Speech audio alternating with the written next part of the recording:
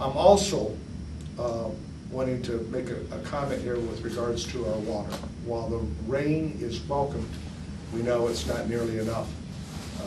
And therefore we have a host of challenges, both short-term and long-term, because as much as this farm bill is by and large good news to California agriculture, without water, we can't farm. It's real simple. And so the challenges we've been facing have been difficult. But we still have a lot of work to do.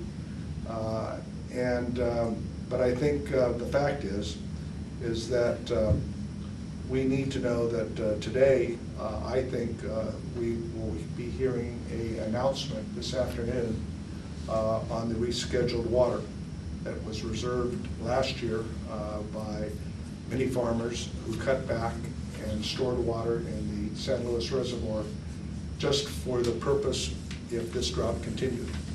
And this carryover water that you've been covering in the news is a critical lifeline to those who want to try to keep their permanent crops alive this year, as well as to provide some ability to irrigate other crops to the degree that that option is there.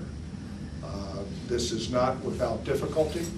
I want to commend Senator Feinstein and Senator Boxer for their efforts on this, as well as my other colleagues here in the Valley, who signed a letter with me on Monday of this week urging the Bureau of Reclamation to provide that carryover water. If you work together, I think the message is here, you can get some things done. I was pleased that the President acknowledged to me Tuesday night that we have a drought to work on together.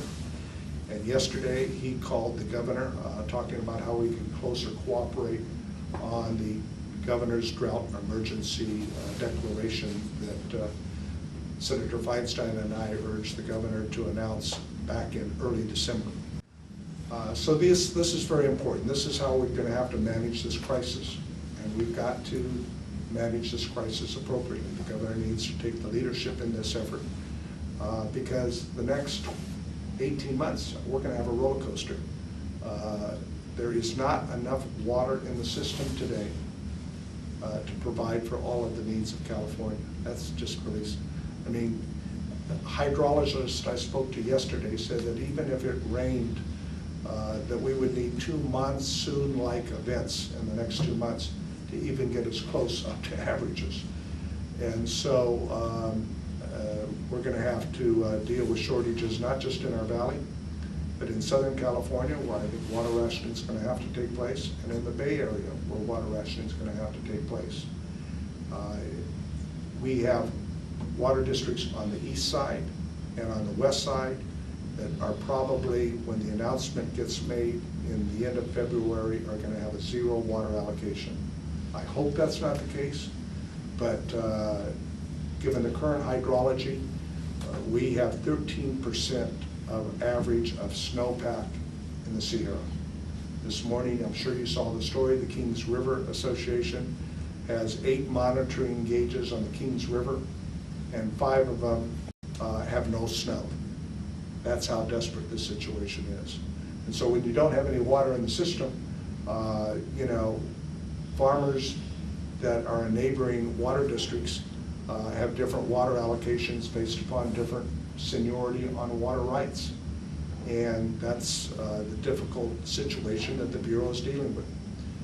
Blaming people and pointing fingers is not going to solve our water problems, simply stated. So I urge my colleagues to continue to try to work together in a constructive fashion. And if we do so, we will do what Americans do best, and that is when we're in a crisis situation, we work together, we help each other, and we get through it.